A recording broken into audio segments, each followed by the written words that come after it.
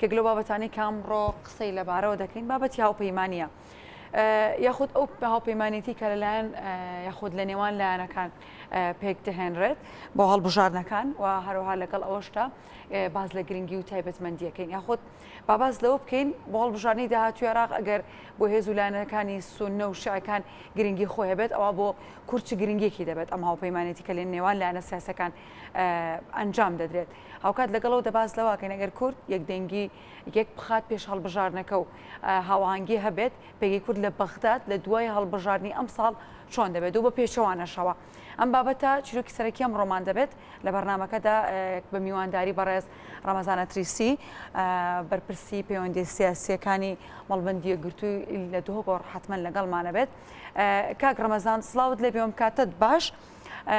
ئەمانەوێ باز لە ئەم هاوپەیمانێتیانە بکەین با بزانین گرنگیم جۆرە هاوپەیمانێتی و یەک دەنگیانە چیە لە ئێستا بناوی خونێ بازم و دلووان دەمێەوە و دەمێ بینەرن هەوە باشتر و خۆشتر بتن ئەگەر ئەم بین بەرە خوبدەینێک و لە دەستپێکە هەلبژارتنە ئەن وەختی هەلبژارتن تێنە بەر سینگمە ئەم دبینین توێ گاوێدا و هەمی حزب وڵاتانی سیاسی هەوڵ و بزاوادن بۆ پێکینانە هەف پەیمانیا بۆ پێکینانە نزیک بوونا یەک و دو بۆ بەرژەوەندیên خۆ هەکەرم بین بەرە خوبدەینێ بڕاستی دەبێتن حزب وڵاتانی سیاسیên کوردی بەرژەوەندیên کوردستانی مەزنتر ببینەوە ji بەرژەوەندیên حزبی و بلا بەس بتن بدریشمên برێغدار ئەم دگەل gelê xwe baxivîn gelê me gelekê sidîm gelekê stimkar bi ser de hatiye gelek zulm û zordarî bi ser vî milletî de hatiye heger em bên ji mêjûya me em lêzivînekê bikein hizaraha gundên me wêran bûyne bê hesab bê sinûr em behs bikein gencêt me hatîne zîndankirin hatîne sêdaredan bab deyk xwîj bira hemî çînên me tex û çînên me da bêbar nebûyne ji vê zilm û sitema li ser milletê me hatiye kirin ji kimya baranê ji enfala divêtin hizb wڵatîn me yên siyasî yên Kurdistanî ev rûke lêzivînekê bû vê çendê bikin berjewendiya vî xelkî berjewendiya vê Kurdistanê berjewendiya va qurbaniya mezintir bibîne ve ji berjewendiya xuya hizbî yan ya berjewendiyeka take kesî çunki ev rûke ez gele cara dibêjim û ez dê dubare vê afnê bêjim ev rûke Kurdistan ya bûye qurbaniya hizbên siyasî û hizbê siyasî ji kêt bûyne qurbaniya kesên siyasî yan ku şên bêjim ev rûke Kurdistan ya bûye qurbaniya kesên bazirganî Kurdistanê dikin ev rûke bila ji vê em derkevîn belê کاک ڕەمەزان ئەوە بۆ عێراق بۆ کوردستانیش باشە بەڵام ئێمە تاکو ئێستا و کاتەکەشی بەسەر چوە چیتر هاوپەیمانیتی لە نێوان لیستەکانە دروست ناکرێت هاوپەیمانی کوردستان لە نێوان یەکێتی نیشتیمانی کوردستان و بزوتنەوەی گۆڕان لە ماوەی چەند ڕۆژی ڕابردوودا بە ڕسمیش ئیمزا کرا ئێوە وەکو یەکگرتو چۆن لەم هاوپەیمانێتیە دەڕوانن و دوور و نزیک چی پەیوەندیەکتان پێوەی هەیە بدیت نامن کو هەف پەیمانی وەختێ درستە دەبن ئەگەر دەبەرژەوەندیە خەلکی کوردستانی دابن gelek cihê dilxweşiyê ku ez şê bêjim yekgirtû İslamî Kurdistan jî berîka ku an bêjîn li destpêka diristbûna hevpeymaniya hewl û bizavê zor dan digel layinên siyasî digel gelek parta ku hevpeymaniyek bête duristkirin bes ev hevpeymaniye li ser duristkirina vê hevpeymaniyê bû xizmeta Kurdistanê bitin bû pêk înan û nêzîkbûna layinên siyasiyên Kurdî bû berjewendiya Kurdistanê bitin tiştekê zorê giring e di helbijartina da hevrikiya hey di navbera hizb û layinên siyasî da ev tiştekê yasayî ye bez demê ku ev rûke ev hevpeymaniye durist bûn û piştî ku helbijartin hat nekirinê ev hevpeymaniyê durist dibin Kurdistanê da wekû min amaje pêdayî tiştekê zorê giring e bez bû piştî helbijartina giringî dê wê gavê diyar bitin ka ev hevpeymaniye dê çend xizmeta xelkê Kurdistanê ketin dê çend berjewendiyên Kurdistanê parê بارزتن افروکا یا گرنگ او اکو حزب کردستانی هف پیمانی کردستانی دمیدشنا بغدا نچن وکو حزبک وکو تاک حزب وقتی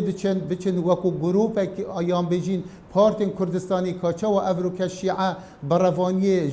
ج مذهبیت خود کن چوا سنه بروانی ج آخا خو مذهب خود کن افروکا یا گرنگ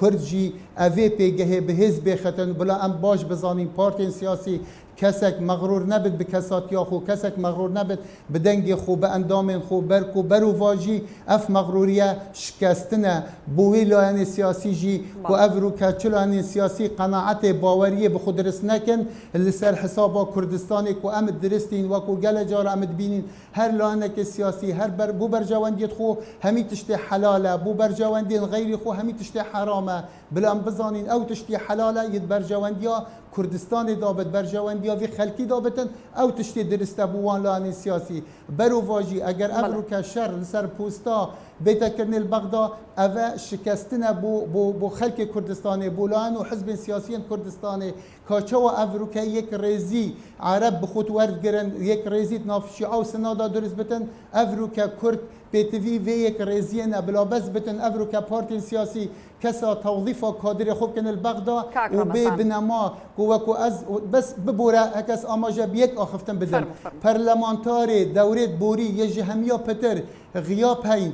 پرلمان عراق دا کسا که خلک کرد بویا و خلک کردستان بویا و حزب کا دیار کریا کردستانی دا بویا بدیت نامن بلا اف بس بتن اف ظلم و کرد افروکا لخلک کردستان دیکن حزب سیاسی بدیت نامن مازلتر شویه او صدامی الکردا کری کمیا باران و انفال سروی ملتی داینای نخاره درسته کاک رمسان بس لگرینگیم جوره هەڵبژار نانەکرد دەمێ بزانم ام ببوره ام هاوپەیمانێتیانە کرد ام هاوپەیمانێتیە بۆ ناو خۆی کوردستان گرنگە یاخود بۆ بەغداد چکە هەمیشە کاتێک بۆنمونە باز لە یەکدەنگی دەکرێت دەڵێ ئێمە خۆمان لە ناو خۆدا یەکدەنگ نین جا ئێمە چی لە بەغداد بکەین دەمێ باز لە گرنگەکەی بکەین بۆ هەرێم یاخود بۆ بەغداد یاخود ئەوەی هەردووکیان بەیەکەوە دەتوانن زنجیرەیەکی نەفسا بەیەکەوە دروست بکەن از دبیجم بو هر دوکا گرنگه بو نافویا کردستانی اگر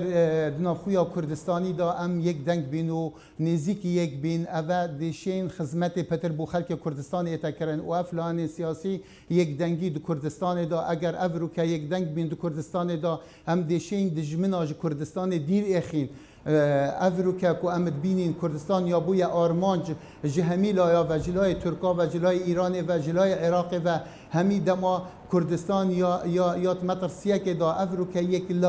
دنگیا حزب کردستانی دو کردستان دا گله کا گرنگه و جهمی تشتا گرنگتره جوی حزب گرنگتره او حزب او کسته دا و افروکا هر وسا اگر ام بین آماجه به بغدا بدین گرنگیا کا دیا هیوی چنده گرنگیا کا جیاواز گل گرنگیا یک دنگیا نافمالا کردی ات کردستان دا چونکه دو کردستان دا برجواندین کردستان نه ناف کردا دا بس بغدا دا افروکا وکو من آماجه پیدای سه برای ترکو شیعیه هی برای سنیه هی برای کردستانیه هی دوید افروکا لانی سیاسی کردستانی اگر بشین ببنه یک دنگ دیشین سرکفتنی تمازن بدست خوبینن بس افروکا جدازدانا ویموچه جدازدانا میزانی حرم جدازدانا بصدان پوست افروکا کردا لعراق جدازدان همی بو برجواندین حزبی هر حزب کا چوی بخو همی تشتی حلال کری و یا بهولو بزاوا دای دچشید بو حزب خو کادر خو توظیف کتلویره برو واجی کو بشید کادر چه بو کردستان بدست خوبینتن گرینگیا هرافره خارن بومروف یا فره یک ریزی و یک دنگی بو کرده و سیا گرنگه کاک ڕەمەزان ئێوە لایەنێکی سیاسین ئێستا ئەم قسانی کە جەنابەت لێرەوە ئەیکەیت دەشێت و دەبێت هەر لە کۆبنەوەکانیشا باسی بکەن لەگەڵ هێز و لایەنە کوردستانیەکان و هەروە عێراقیەکانیش ئێوە وەکو یەکگرتوو بۆ هەڵبژاردننی داهاتوو ڕاستە لە چوارچێوەی هاوپەیمانێتی نین لەگەڵ هیچ هێز و لایەنێکی تر بەڵام یەکگرتوو بیر لە چییە کاتەوانێ بۆ ئەوەی پێگەی کورد لە دوای هەڵبژاردننی دەی ئەم ساڵ بەهێزتر بێت بله از بجم یک گرتو به کریاریا سلماندی نبگوتن بلکو کریارا یک گرتو سلماندی اگر ام بین سحکین میجو یا یک گرتو لسال 2005 کو بارگاین یکگرتو هاتن صوتن سرا دریشمکی کو یکگرتو گوتی نهیلانا گندالی و خدمت کرن بووی ملتی بارگاین یکگرتو هاتن صوتن کسین سرکرداتی و اندام یکگرتو هاتن شهید کرن سراوی پیوی بزدم چوی بغدا همی لاین سیاسی کردستانی شادهی بووی چند دن کو اندام پارلمان یکگرتو چند یه مخلص بویا یه دسوز بویا چند حول و بزاو و خدمت کرد بو بدست و اینانا یک دنگیا لاین سیاسی کردی بغدادا و لبغدا یک دنگ بویا دیگل لیستا کردستانی لکردستانی جی بارگایت ما تاتنا صوتن و بصدا اندامت ما تاتنا زندان کردن و محروم کردن جی توظیف و جی همی کارن خو و هر وسا ببورد آماجه به افروکا جی بدم کو افروکا یک گرتو لدست پیک همی پارتین سیاسی کردستانی یک شم نوا بوده بیجم یک گرتو سردان وایا کری ما موسی صلاح الدینی جنیزیک و الگلوانا رنیشت خاره که چند دا پیتوی افروکا ما هف پیمانیه که کردستانی هبت البغدا بلی هک سرنگرد او تشتکی جوازه و از افروکا د منبرا یا هودا از پیمانی دم خلق کردستان کو افروکا او کادر گرتو بچتا بغدا دچتا بغدا و کو کردستانی یک د خدمت کردستان پیدا کردن او دکتر مثنی امین و ما دکتر جمال کوچر شاهد بوین از سروی کو دوره چوی کا چه خدمت بو کردستان هاتا کردن دو کس بون برانبری هر کس شوانا برانبری 100 کس بویا بو خدمت خو باشە کاک ڕەمەزان شتێک بۆ من زۆر بەوە پرسیار بۆ هەمیشە هاوپەیمانێتەکان پێش هەڵبژاردن دەکرێت یاخود بۆ هەڵبژاردن دەکرێت ئێمە کورد هەموو کات پێویستمان بۆ هاوپەیمانێتیانە نیە هەمووشە پێویستمان بۆ یەکدەنگیە نیە من ئاماژە ببێت چەندێدا مگوت چاوا مرۆڤ پێتویە خواردنێ بخۆت چاوا یعنی مرۆڤ پێتویە ئۆکسیجینێ مێژت هەلکێشتن وەسا کورد پێتوی یەک دەنگیە یەک ڕێزیە یەک هەڵویستیە بلا پارتین سیاسی گەلک ئایدۆلۆژی هەبن بلا بۆچوونên جیاواز هەبن بلا بۆچوونên جدا جدا هەبن بەس بۆ کوردستانê demê dibite biryarek diviya yek deng bin dema Çînê bexda diviya yek deng bin dema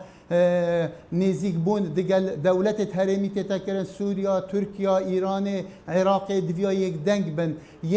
yek bêjîn şand hebitin bû danostandinê digel van dewletên dewrûber digel van partên siyasî ez dibêjim ku nehbariyeka mezin e ku ev rûke heta nûke Kurd neşiyayîne کو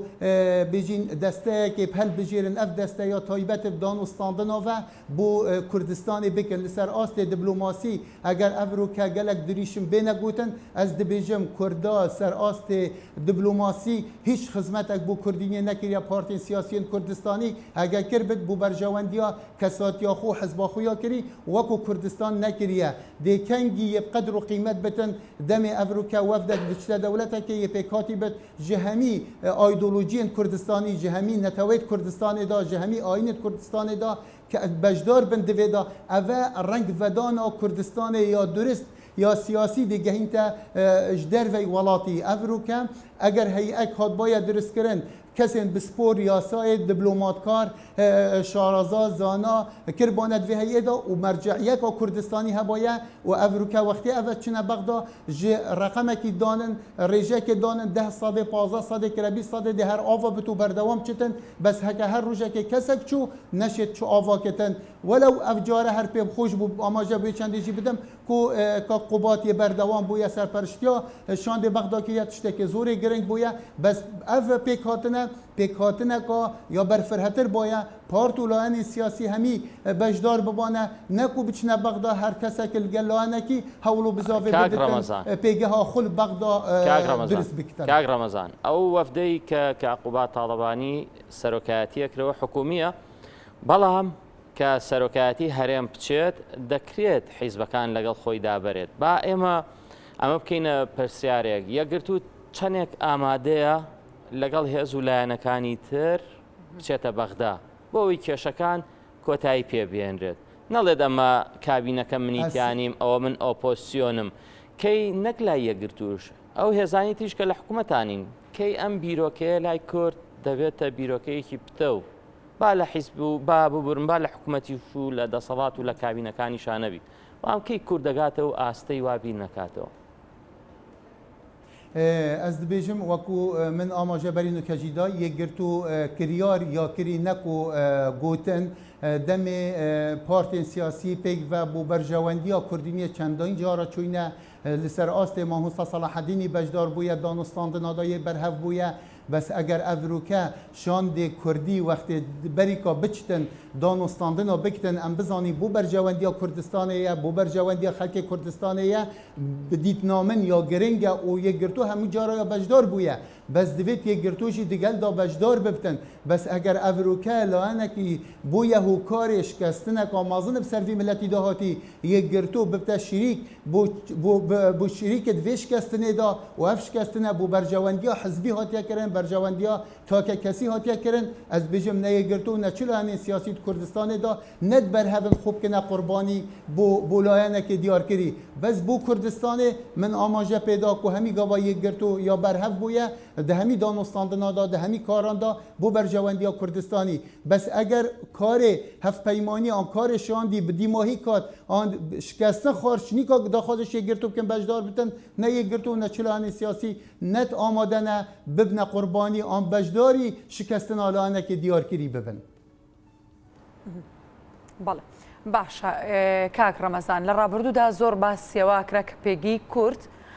لە بەغداد تا ڕادەیەک لاواز بووە ڕەنگە لایەنە سیاسەکان چاودێرانی سیاسی زۆر کات باسەماکرا ئێستا کە بۆ نمونە هاوپەیمانێتی هەیە لە نێوان لایەنە سیاسەکانی کورد دەتوانێت هێزێک بۆ کورد بگێڕێتەوە یاخود ئەو لاوازەی کە باس دەکرا چارەسەر بکرێت لە بەغداد بدیت نامن هر دمکه کرد بیک دنگ ببن بیک ریزی بشنه بغدا برجواندین کردستان پیش برجواندین تا که کسی بخن پیش برجواندین حزبی بخن بدیت نامن دی سرکفنیت مازن بدست خوفینن بس هگر افروکه بو نمونه هر پارتک چو دگلانه که شیعه رینشتخار دگلانه که سینر رینشتخاری بو برجواندیت خو بو بدست و اینانا پوستو بو کسو کارین خو بو کادر خو اوش کستنه اگر افروکه کرد یک دنگ بن بس یک دنگیا که راستقینه نه بجین جسر و یک دنگ بنو جیر بجیر جی هفت پیمانی ها دگلانه دی بکن اوه گنه باریه یعنی اوش کستن خارنه بسری وی ملتی داتت هر جار اوه بویا که جیر بجیر هفت پیمانی تاتی نکرن و بجین وکو دیتر علنی و آشکرایی هولو بزاوکا دی هاتیه کرنه اوه بویا هوکاری هنده که افروکه کردستان ببوورە من دوا پرسیارت لێکەم بە کورتیش وەڵام بەرەوە هەڵبژاردننی داهاتوی عێراق گەل لە دەیدەی ئەم ساڵدا بکرێ وێنەی سیاسی عێراق دەگۆڕێت یاخودنا هەوڵ و بزاوێ زۆر وەکو ئەمت بیدین و ئەمت خوێنین ئەکید گوهۆرینێت مازن دێت کو عێراقێدا دروست بن گوهۆرینێت مازن دێت عێراقێدا دروست بن یا گرنگ ئەوە کو ئەڤروکە کورد بشێن دوان گوهۆرینادا هەوڵ و بزاوەکە زۆر بدەن جihê pêgeha Kurdî bêtekirin Bexdada ev zor ya giring e ev jî dê bçêtekirin eger kesên dilsûz di nav part û lahenên siyasiyên Kurdistanî da biçine Bexda eger kesê têne helbijartin bû Bexda kesên dilsûz bêne helbijartin bû Bexda eger wekû dît careka dî amaje bêdim bi mixabinî ve ez vê ew dê nexme ser lahenê siyasî bêxme ser xelkê Kurdistanê jî ku demê dengê xwe din dengê xwe bidin bi wijdan dengê xwe bidin ku ev kese dê çend şêt xizmeta vî milletî li Bexda ketin ne li dîf aydolojiyeta xwe û li dîf bêjîn hûz û eşîret geriya xwe û li dîf deng vedana vî kesî dengê xwe bidin. سپاس بۆ بەڕێز ڕەمەزان ئەرتیسی بەرپرسی پەیوەندیە سیاسەکانی مەڵبەندی یەکگرتوو کە لە دوهۆکەوە لەگەڵمانە بوویت دەست خۆش کە ئەم کاتە لەگەڵ ئێمە ماندوومان کردی دەست خۆش.